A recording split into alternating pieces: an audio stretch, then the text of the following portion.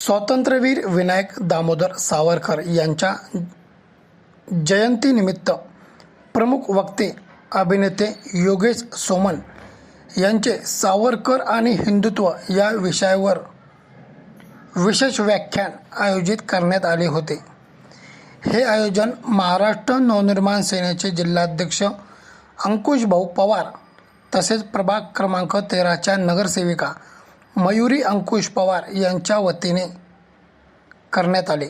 तसेच आयोजक महाराष्ट्र नवनिर्माण सेनेचे जिल्हाध्यक्ष अंकुशभाऊ पवार, प्रभाग क्रमांक 13च्या नगरसेविका मयुरी अंकुश पवार व अभिनेते योगेश सोमण यांच्या वतीने आलेल्या महिला तसेच ज्येष्ठ नागरिकांचा सत्कार करण्यात आला। ग्रामीण भागात महिला सक्षमीकरणाचं मोठं काम त्या करतायत। लव जिहाद सारख्या विषयावर त्यांचं प्रमुख कार्य आहे।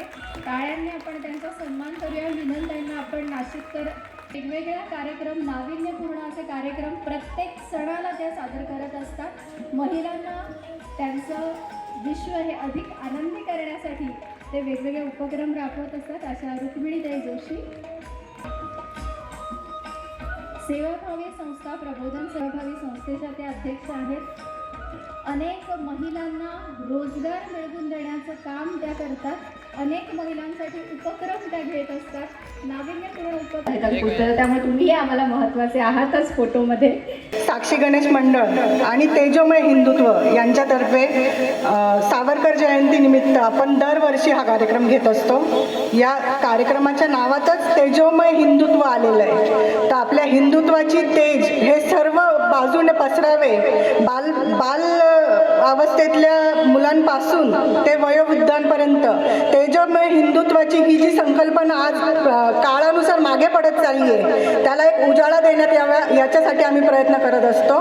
तर त्याच्यासाठीच हा कार्यक्रम आहे आणि सावरकरांचे विचार ते आपल्यापर्यंत पोहोचावे, आपल्या बालकांपर्यंत पोहोचावे याच्यासाठी आम्ही प्रयत्न करत असतो। तोच आपण कार्यक्रम 4 वर्षापासून घेतोय। मागच्या वर्षी शरद पोंक्षेंचं आपण व्याख्यान ऐकलं होतं, त्याच्या आधी कालीचरण महाराज जे होते त्यांचं आपण ऐकलं होतं। तर ह्या वर्षी आपल्याला योगेशजी सोमण हे अत्यंत म्हणजे ते लाभलेले आहेत व्याख्यानाकरता। छत्रपती संभाजी महाराज की वंदे।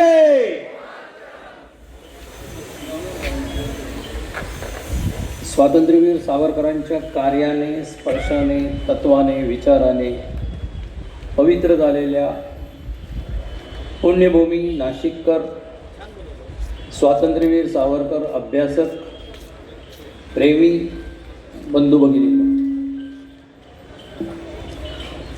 काल आपण स्वातंत्र्यवीर सावरकरांचं म्हणजे तात्यारावांचं कुटुंब, प्लेगच्या साथीत अण्णांचं, त्यांच्या चुलत भावांचं म्हणजे अण्णांच्या काकांचं निधन झाल्यानंतर सारे सावरकर कुटुंबीय, ज्याचे की कर्ते बाबाराव आता झालेले होते वयाने मोठे असल्यामुळे, बाबाराव, येसूवहिनी, तात्या, बाळ असे सगळेजण पिळभांडेश्वराच्या मंदिराच्या बोळातल्या दातारांच्या घरामध्ये भाडेकरू म्हणून राहायला आलेले होते। आणि इथे खऱ्या अर्थी सावरकरांचं राष्ट्रभक्त समूह, मित्रमेळा, अभिनव भारत या संघटनांची सुरुवात, नांदी किंवा सावरकरांची थेट स्वातंत्र्यवीर होण्याच्या प्रवासाची सुरुवात, नांदी ही या कालखंडामध्ये झाली। साधारण कालखंड 1888-89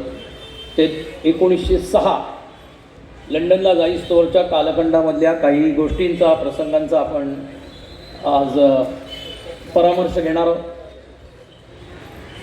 घरची परिस्थिती अतिशय हलाखीची झालेली होती, म्हणजे आपण दारिद्र्यच आलं होतं असं म्हणूयात। अक्षरशः कित्येकदा दागदागिने विकून, घरातली मोठी भांडी विकून अशा पद्धतीने चरितार्थ चालवला जात होता। पण बाबारावांचा स्वभाव हा अनेक चरित्रामधून, इतिहासामधून आपल्याला माहिती आहे की तसं थोडा तडक, कडक, शीघ्रकोपी असा बाबारावांचा स्वभाव होता। आणि त्यामुळे कुठे नोकरी करणं, नोकरी टिकणं हे थोडं संभवत नव्हतं।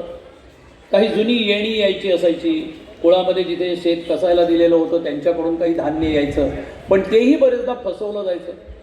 भगूरमध्ये बऱ्याच जणांनी म्हणजे कुळांनी त्यांना फसवलं, पिकंच आलं नाही, जो वाटा ठरलेला होता तो त्यांच्यापर्यंत पोचला नाही. जुन्या देणेकऱ्यांनी हिशोब आपल्याकडे नाही, हिशोबाच्या वह्यांमध्ये कुठलेही उल्लेख नाही, कारण त्यावेळेला तोपर्यंत सगळं साधारण व्यवहार अण्णा बघायचे आणि बरेचदा विश्वासावर सगळं चालायचं. त्यामुळे घरामध्ये आर्थिक चणचण खूप भासायला लागलेली होती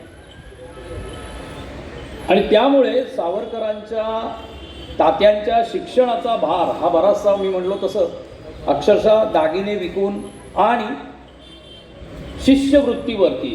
म्हणजे आता त्या शिष्यवृत्तीसुद्धा कशा पद्धतीने, तर सावरकर अनेकदा वक्तृत्व स्पर्धांमधनं सहभाग घ्यायचे, तिथे प्रथम पारितोषिक जिंकायचे, त्याच्या मिळणाऱ्या बक्षिसांमधनं पुस्तकं वह्या घेतली जायची किंवा वर्गणी भरली जायची, म्हणजे फी भरली जायची. अशा पद्धतीने त्यांची सगळी वाटचाल चालू झालेली होती.